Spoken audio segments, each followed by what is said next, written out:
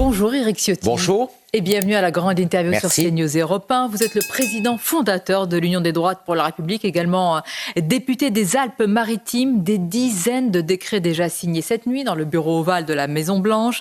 Auparavant, un discours d'investiture très offensif dans lequel Donald Trump a lancé que l'âge d'or américain allait commencer. Il a promis tous azimuts la fermeté totale sur l'immigration, la restauration de l'autorité, la fin de l'État profond, la lutte contre la théorie du genre, la grandeur et le mérite américain. Alors ma question ce matin, Éric Ciotti, comment vous avez vécu ce moment? Est-ce que vous avez été fasciné, interpellé, ragaillardi, les trois à la fois? Fasciné incontestablement, d'abord par cette fierté d'être américain qu'a porté hier Donald Trump. Ça fait rêver quelque part d'avoir un tel volontarisme politique. Et en disant cela, je ne suis pas américain, donc chaque pays a ses logiques, sa culture, mais cette fierté américaine, cette force, ce volontarisme, naturellement, elle contraste avec l'impuissance française, l'impuissance européenne. On a l'impression de deux mondes qui fonctionnent à des vitesses différentes. De l'autre côté, un avion supersonique que manifestement rien ne peut arrêter. Et nous, on a l'impression de rouler dans une vieille 4L, sans GPS, sans climatisation, qui ne sait pas où nous allons, qui ne sait pas où elle va. Voilà, il y a deux mondes différents, mais ce qui me fascine aussi, ce qui m'interpelle plutôt, c'est cet écart. On est en train de prendre un retard considérable. Nous, on ne fait que parler, on est bloqué. On a l'impression d'être au Wokistan en France aujourd'hui quand même, avec ces pressions idéologiques sur l'immigration. Alors parlons-en, parce qu'il n'a pas fallu 24 heures à Donald Trump pour déclarer la guerre aux clandestins, avec potentiellement l'armée qui pourrait être mobilisée pour les arrêter, les expulser à la frontière avec le Mexique. Il y a aussi la levée partielle du droit du sol, la remise en cause du droit d'asile. Est-ce que ce sont des méthodes et un volontarisme qui vous inspirent pour la France avec de telles méthodes? Il faudra ce volontarisme un jour, parce qu'autrement on va disparaître. Et c'est ce qui manque à la vie politique française. Mais c'est possible avec l'Europe aujourd'hui? Poser cette question, oui. Ce n'est pas possible avec ceux qui nous dirigent aujourd'hui. Parce que c'est toujours une question de personnalité. C'est que la volonté, elle s'exprime dans une personnalité. Et aujourd'hui, ceux qui nous dirigent, et ceux qui nous dirigent depuis des années, ils ont tous failli. Ils ont tous échoué. Ils sont prisonniers de leur impuissance, de leur absence de courage. Certains vous rappelleraient, il y a longtemps que votre famille politique était aussi au pouvoir. Mais ma famille politique, celle dont je viens, j'ai voulu casser ces codes parce que justement, j'avais conscience de cette impuissance, que dans le système actuel, avec les mêmes acteurs, prisonniers souvent et complexés par une idéologie de gauche, on n'arriverait à rien changer. C'est pour ça qu'il faut tout changer. C'est pour ça que j'ai fait cette rupture avec l'Alliance des droites. C'était le premier acte peut-être idéologique venant d'un homme de droite, venant des républicains comme moi, de dire il faut tout changer, il faut changer et il faut changer les personnes qui nous ont mis dans cette situation. Ça veut dire, Éric Ciotti, que ce premier acte acte de l'Union des droites pourrait un jour amener à un trumpisme à la française pour vous? En tout cas, à une politique qui n'est pas taboue, qui ne fasse pas des concessions en permanence à la gauche, qui ne se soumettent pas aux diktats de l'impuissance sur l'immigration. On en parle, ceux qui nous gouvernent en parlent, mais où sont les actes ? Où sont les actes concrets? Qu'est-ce qu'on fait pour réduire aujourd'hui l'abus de la procédure de demande d'asile, qui est devenue la première porte d'entrée à l'immigration illégale? Finalement, il suffit de dire « je suis demandeur d'asile » et n'importe quel clandestin peut rentrer en France. Alors comment fait-on par rapport à l'Europe? Éric Ciotti, par exemple, lors de ses vœux aux armées, aux forces armées hier, Emmanuel Macron a mis en avant la souveraineté européenne. Le Premier ministre François Bayrou a prévenu qu'il ne fallait pas être dans la soumission à Donald Trump et évidemment il appelle au réveil de l'Europe. Est-ce que vous pensez que l'Europe, ça peut être un sursaut, une arme si je puis dire face à Donald Trump? Au contraire, aujourd'hui c'est notre plus grand talon d'Achille. Moi je ne connais qu'une souveraineté, c'est la souveraineté nationale. Il n'y a qu'un peuple, c'est le peuple français. Moi ce qui me fait rêver, c'est la bannière tricolore. Après nous avons besoin d'une organisation européenne. Mais il y a une civilisation européenne, on a des valeurs communes.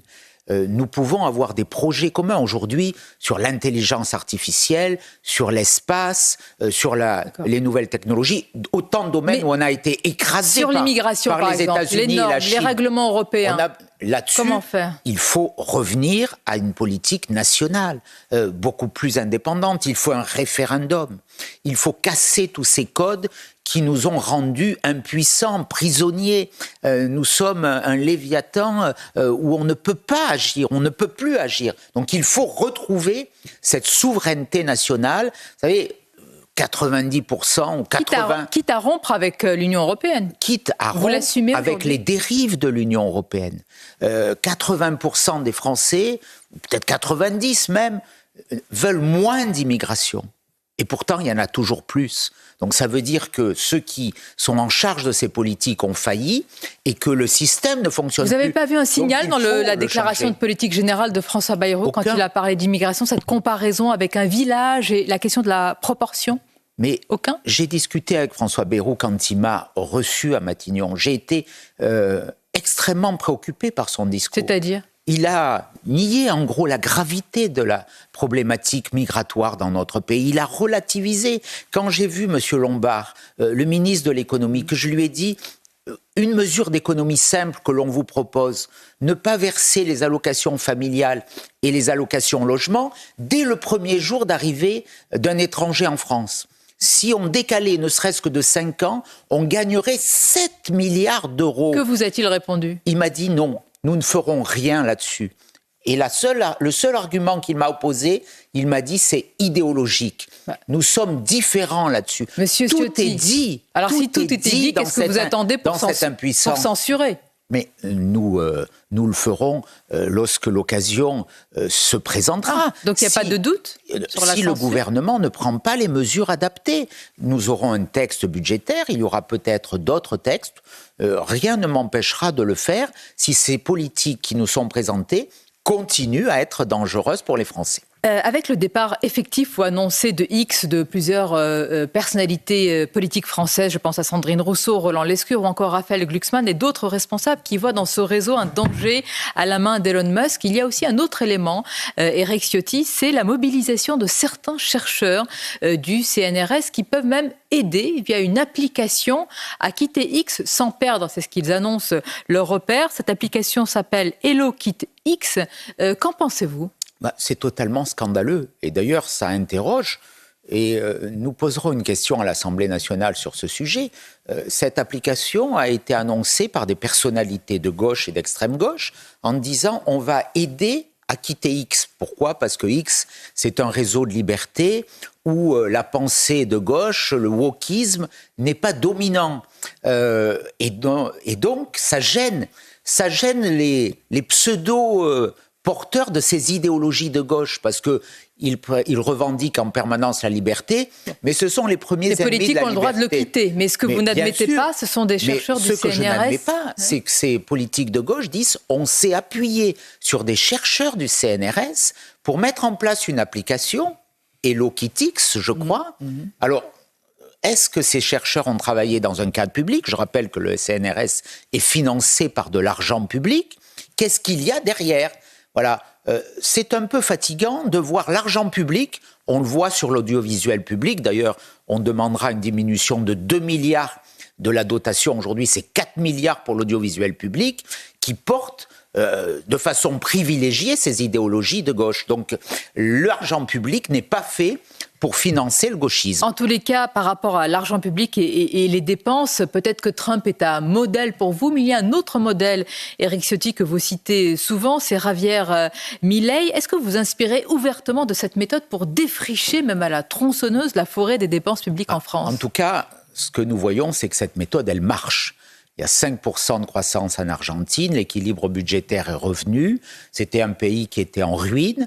Le volontarisme politique, et puis c'est ce que nous allons poser ce soir. Ce soir, je présiderai un forum des libertés où l'UDR portera ses grandes propositions de libéralisation de notre économie, de libéralisation de nos énergies pour favoriser la croissance et donc pour favoriser le pouvoir d'achat en faisant des économies sur nos dépenses publiques. Sacrée économie, parce que les mesures de votre proposition de loi appelée tronçonneuse, effectivement, avec ce soir un aéropage d'économistes qui va y réfléchir, c'est la suppression d'un paquet de normes, beaucoup de normes, une toute nouvelle architecture territoriale, ça peut faire grincer des dents, et la suppression de dispositifs que vous qualifiez de liberticides. Là, c'est une révolution. Oui, nous voulons porter cette révolution des libertés. Je crois que le temps est venu. J'évoquais tout à l'heure l'Alliance des droites en juin. C'était une rupture politique. Là, nous sommes dans une rupture programmatique. Nous ne pouvons plus continuer à être asphyxiés par le record d'Europe des dépenses publiques qui conduisent à être le pays au monde où on paie le plus d'impôts. Donc, il faut diminuer ces dépenses. Des propositions très simples. Plus que 2 niveaux de collectivité. La commune, auquel tous nos concitoyens sont attachés, la ville, celle où on est né, celle où on habite, sa proximité, et puis une autre collectivité, la province, qui sera le fruit de la suppression des départements, des régions, des métropoles. Il n'y aura plus la commune et une autre collectivité. La même organisation pour l'État. Un préfet qui dirigera son administration provinciale, plus d'ARS, plus de rectorat. Nous voulons supprimer un quart de ces agences qui ne servent à rien, qui coûtent beaucoup, qui font doublon. Nous voulons supprimer beaucoup de normes aussi. Il y a 400 000 normes en France et ces normes, elles nous font perdre 4 points de croissance. Éric Ciotti, c'est 120 milliards d'euros bien sûr, quasiment par an par rapport à l'Allemagne. Donc c'est cela. Nouvelle organisation territoriale, réforme de l'État, suppression des lois SRU, des ZAN, des diagnostics énergétiques, tout ce qui bride l'innovation. Il faut qu'on soit un pays de liberté. Si on peut vous entendre et vous suivre sur certaines mesures, il y a une chose que je ne comprends pas. Expliquez-nous, cette proposition de loi, elle est quand même clairement d'inspiration libérale, même très libérale sur certaines mesures. Vous organisez donc cet événement aujourd'hui avec des économistes et en même temps, vous êtes quand même l'allié, le partenaire du RN qui a un programme qualifié par certains je dis socialistes, mais qui est quand même pas d'inspiration libérale. Vous le reconnaissez ? Il y a des nuances, mais... là, c'est un fossé, c'est plus une nuance, monsieur Ciotti. Non, il n'y a pas de fossé, c'est faux, ça, c'est l'argumentaire gauchiste. L'argumentaire gauchiste, le programme de Marine Le Pen est libéral. Dans le contre-budget du Rassemblement national, il y avait la suppression de 100 agences. Donc nous avons la même logique, il y a la même volonté de diminuer les dépenses publiques inutiles, qui ne servent à rien, qui coûtent. Il y a la même volonté de diminuer les impôts de production. Donc, il ne suffit pas de répéter chaque fois la même chose en disant c'est un programme de gauche. Non, c'est faux. On a des différences sur les retraites. Les retraites, c'est majeur. Mais vous voulez moins de prélèvements obligatoires, une diminution réelle du train de vie de l'État, des incitations à la croissance. Le RN aussi, là-dessus. Je n'allais pas vous parler du RN, j'allais vous parler du gouvernement et de François Bayrou. Vous avez vu les concessions qui ont été faites justement à la gauche, avec par exemple la suppression des 4000 postes dans l'enseignement. Finalement, il est revenu sur ce sujet. Vous êtes aux antipodes. Bien sûr. Le budget de Michel Barnier était un budget socialiste, dans la mesure où il portait 40 milliards d'impôts en plus. Quand on est déjà le pays, je le redis, mais c'est important, qui paie le plus d'impôts au monde, qui est en difficulté, où nous sommes quasiment en récession, n'avoir pour seule réponse qu'augmenter les impôts, qu'augmenter les normes, c'est d'une paresse intellectuelle totale. Ça a été encore renforcé par François Bayrou, puisque désormais, il est l'otage du Parti socialiste. Mais moi, l'otage du Parti socialiste, vos mots sont forts. Il est l'otage du Parti socialiste. D'ailleurs, François Hollande l'a dit. Pardonnez-moi, Michel Barnier était aussi l'otage du RN, alors ? Je ne crois pas. Pourquoi c'est les mêmes effets qui produisent des propositions, oui, si ce n'est que d'un côté, nos propositions vont dans le sens du redressement du pays et que les socialistes, on a vu où cela nous a conduit avec François Hollande et Emmanuel Macron, parce que pour moi, Emmanuel Macron, c'est l'héritier de François Hollande. Mais cette situation inédite, elle pose une question.